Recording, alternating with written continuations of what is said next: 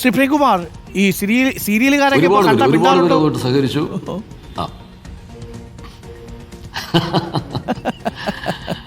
അല്ല, സീരിയലുകൾ ഞാൻ ചില സീരിയലുകളെന്ന് അടിവരയിട്ട് പറഞ്ഞത് 10 വർഷം മുമ്പാണ് ആദ്യമായിട്ട് ഞാനത് പറയുന്നത്. ചില സീരിയലുകൾ, ചില സിനിമകൾ, ചില നാടകങ്ങൾ, ചില സാഹിത്യകൃതികൾ ഇതൊക്കെ ആ കൂട്ടത്തിൽ പറഞ്ഞതാണ്. പക്ഷേ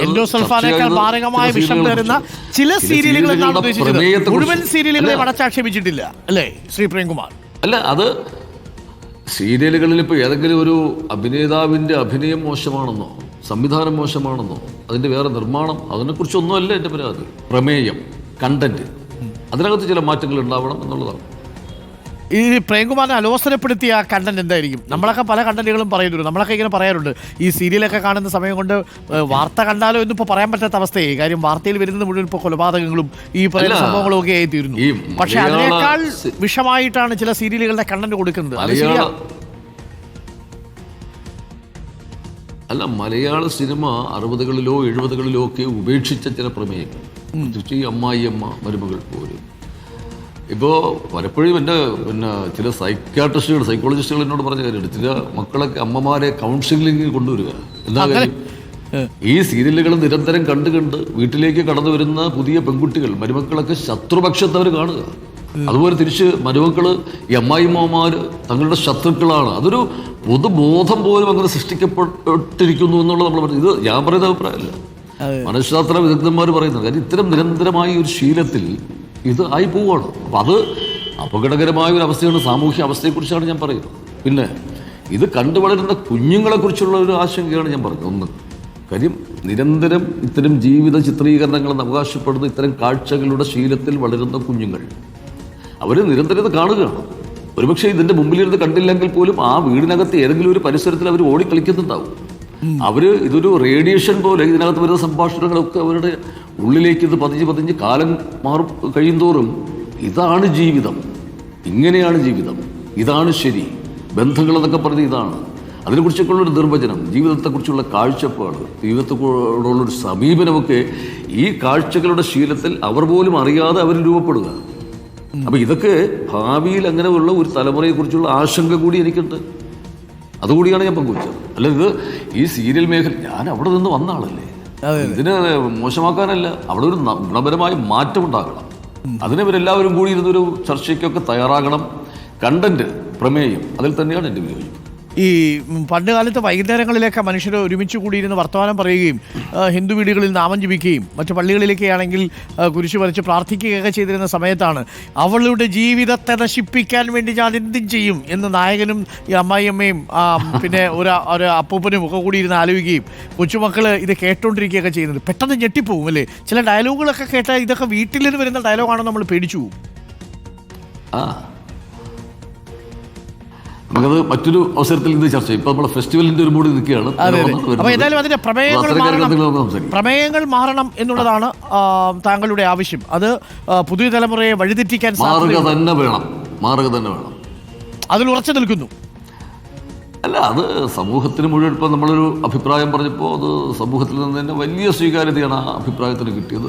ഉറച്ചു നിൽക്കാൻ 10 വർഷമായിട്ട് ഞാൻ പറഞ്ഞുകൊണ്ടിരിക്കുകയില്ലേ, അതിനകത്തൊരു മാറ്റം ഉണ്ടായിട്ടില്ലല്ലോ. ഓക്കെ, അപ്പോൾ ഇനിയിപ്പോൾ ഫിലിം ഫെസ്റ്റിവൽ സമാപിക്കാൻ ഇനിയിപ്പോൾ കുറച്ച് ദിവസങ്ങൾ കൂടി ബാക്കിയുള്ളൂ. ഇതിനിടയ്ക്ക് തിരക്കിനിടയിലും ഈ സിനിമയൊക്കെ കാണാൻ സമയം കിട്ടുന്നുണ്ടോ? ഞാനിങ്ങനെ ഓടി നടന്ന് അവിടെ ഇവിടെയൊക്കെ ചില സിനിമകൾ കാണുന്നു, അല്ല മുഴുവനായിട്ട് കാണാൻ പറ്റുന്നില്ല. ഓക്കെ, ഈ ഒരു ചലച്ചിത്ര അക്കാദമിയുടെ ഒരു ചെയർമാൻ എന്ന നിലയിൽ ഫിലിം ഫെസ്റ്റിവൽ സംഘടിപ്പിക്കുമ്പോൾ താങ്കൾ നേരിട്ട ഏറ്റവും വെല്ലുവിളി എന്തായിരുന്നു? കടുത്ത വെല്ലുവിളി?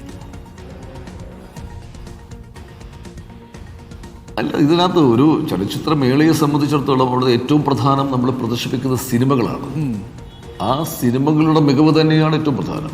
തീർച്ചയായിട്ടും നമ്മൾ കൊണ്ടുവരുന്ന അതിഥികൾ, ഇതിന് നൽകുന്ന പുരസ്കാരങ്ങൾ, ഈ വരുന്ന ഡെലിഗേറ്റിൻ്റെ ഒരു സാന്നിധ്യം, അതിൻ്റെ ഒരു പങ്കാളിത്തം, ഇതൊക്കെ പ്രധാന ഘടകമാണ്. ഒപ്പം സംഘാടനത്തിൻ്റെ ഒരു മികവും പ്രധാനമാണ്. ഇപ്പം തന്നെ നമ്മൾ ശ്രദ്ധേയമായ ഒരു മേളയായിട്ട് നമുക്ക് മാറിക്കഴിഞ്ഞു. പക്ഷേ ലോകത്തെ ഏറ്റവും മുൻനിര മേളകളുടെ കൂട്ടത്തിലേക്ക് നമ്മൾ വരണമെങ്കിൽ ഇനിയും ഒരുപാട് ദൂരം സഞ്ചരിക്കാനുണ്ട്. അപ്പോൾ അത് ലക്ഷ്യമാക്കി തന്നെയാണ് എൻ്റെ ഒരു പ്രവർത്തനവും സംഘാടനവും ഒക്കെ നടത്തിയിട്ടുള്ളത്. ഇത്തവണത്തെ നമ്മൾ ഈ സിനിമകളുടെ തിരഞ്ഞെടുപ്പ് വളരെ നല്ലൊരു അഭിപ്രായം നേടാൻ കഴിഞ്ഞിട്ടുണ്ട് എന്നാണ് പൊതുവെ പ്രേക്ഷകരുടെ ഒരു പ്രതികരണം. ഓക്കെ, അത് തന്നെ വലിയൊരു ആശ്വാസമാണ്. മാത്രമല്ല ഇനി അടുത്ത വർഷം ഇതിനകത്ത് കൊണ്ടുവരാൻ ഉദ്ദേശിക്കുന്ന എന്തെങ്കിലും മാറ്റങ്ങൾ ഇപ്പോഴേ ആലോചിക്കുന്നുണ്ടോ പ്രേംകുമാർ, കുറച്ചുകൂടി ഒന്ന് മെച്ചപ്പെടുത്താൻ? അല്ല, തീർച്ചയായിട്ടും ഇതിപ്പോൾ ഈ നമ്മുടെ സാംസ്കാരിക വകുപ്പ് മന്ത്രി തന്നെ ഒരുപാട് ആശയങ്ങൾ പങ്കുവയ്ക്കുകയും അതൊക്കെ നമ്മൾ പലതും പ്രാവർത്തികമാക്കാൻ ശ്രമിച്ചിട്ടുണ്ട്. പിന്നെ ഫണ്ടിൻ്റെ ഒരു അപര്യാപ്തതയാണ് ഏറ്റവും പ്രശ്നം. ഇപ്പോൾ ഗോവയിലേക്കുള്ള ഫെസ്റ്റിവൽ അല്ലെങ്കിൽ അതുപോലുള്ള ഫെസ്റ്റിവലുകളുടെയൊക്കെ ഏതാണ്ട് ഒരു 10% പോലും നമുക്ക് ഫണ്ട് ഉണ്ടോ എന്ന് സംശയമാണ്. അത് വെച്ചിട്ടാണ് നമ്മൾ ഇത് ചെയ്യുന്നത്. എങ്കിൽ പോലും നമുക്ക് നമ്മുടെ സിനിമകളുടെയൊക്കെ കാര്യത്തിൽ വളരെ നല്ല അഭിപ്രായം നമുക്ക് നേടാൻ പറ്റിയിട്ടുണ്ട്.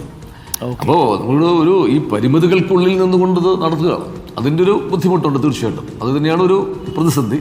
പിന്നെ ഈ നേരത്തെ പറഞ്ഞതുപോലെ സിനിമകളുടെ തിരഞ്ഞെടുപ്പ്, പ്രത്യേകിച്ച് ഇപ്പോൾ ഈ ഒരു മേളയിൽ നമ്മളൊരു കൺസെപ്റ്റ് നമ്മൾ ഈ ഒരു വർത്തമാനകാല മലയാള സിനിമയുടെയൊക്കെ ഒരു പശ്ചാത്തലത്തിൽ ചില ചർച്ചകളുടെയൊക്കെ ആ ഒരു സാഹചര്യത്തിൽ ഈ വർഷം നമ്മുടെ ഈ മേള ലോകത്ത് ഈ ലോക സിനിമയിൽ വലിയ സംഭാവനകൾ നൽകിയ ഒരുപാട് സ്ത്രീകളുണ്ട്, വനിതാ പ്രതിഭകൾ.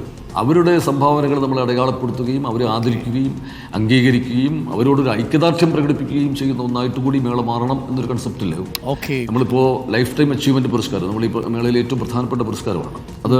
ആൻ ഹുയ് എന്ന് പറയുന്ന നമ്മുടെ ഒരു പ്രശസ്ത സംവിധായിക, ഹോങ്കോങ്ങിലെ സംവിധായിക, അവർക്കാണ് നമ്മൾ നൽകിയിരിക്കുന്നത് അവരുടെ ചലച്ചിത്ര സംഭാവനകളെ മാനിച്ചിട്ട്.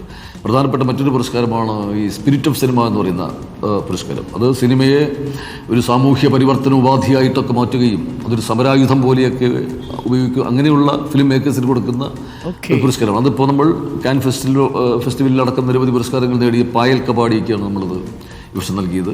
ഒപ്പം നമ്മുടെ ഈ അന്താരാഷ്ട്ര ചലച്ചിത്ര മത്സര വിഭാഗത്തിൻ്റെ ജൂറി പേഴ്സണായിട്ട് നമ്മൾ ആനീസ് ഗുദാർഡ് എന്ന് പറയുന്ന ആ പ്രശസ്ത ക്യാമറ വുമണാണ്. അവർ ലോകത്ത് വളരെ പ്രശസ്തയാണ്, ഒരുപാട് പുരസ്കാരങ്ങൾ നേടിയിട്ടുള്ള ജൂറി ചെയർപേഴ്സൺ. അപ്പോൾ ഇതൊക്കെ പിന്നെ ഉദ്ഘാടന വേദിയിൽ തന്നെ നമ്മൾ ഇന്ത്യൻ സിനിമയിൽ തന്നെ ഒരു ലെജൻഡായിട്ടുള്ള ഷബാന ആസ്മിയെ നമ്മൾ ആദരിച്ചു. ഈ ഫിലിം പാക്കേജുകൾ, അതിനകത്ത് ഫീമെയിൽ ഗീസ് പോലുള്ള കുറേ ഇത്തരം പാക്കേജുകളുടെ ഭാഗമായിട്ട് സ്ത്രീകളുടെ വലിയ സാന്നിധ്യം അടയാളപ്പെടുത്തുന്നു.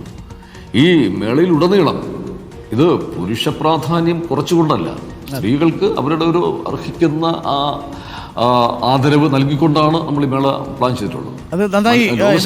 മാത്രമല്ല അങ്ങനെ വ്യത്യസ്തങ്ങളായ ആശയങ്ങൾ വരട്ടെ, അതിനുള്ള രാഷ്ട്രീയം സംസാരിക്കട്ടെ, പുരോഗമന രാഷ്ട്രീയത്തിൻ്റെയും സാമൂഹിക മാറ്റത്തിൻ്റെയും ഒക്കെ അടയാളപ്പെടുത്തലുകളാവട്ടെ. Thank you Shri Premkumar. കുറച്ച് നേരം നമുക്ക് സംസാരിക്കാൻ കഴിഞ്ഞുള്ളൂ, നമുക്ക് നേരിട്ട് കാണുമ്പോൾ കൂടുതൽ സംസാരിക്കാം. Thank you Shri Premkumar, thank you. അപ്പോൾ ഓൾ ദ ബെസ്റ്റ്. വിവാദങ്ങളില്ലാതെ മേള കൊടിയിറങ്ങട്ടെ. ഒരു കാര്യം കൂടെ പറഞ്ഞോട്ടെ. പറഞ്ഞോളൂ ശ്രീ പ്രേംകുമാർ. Thank you.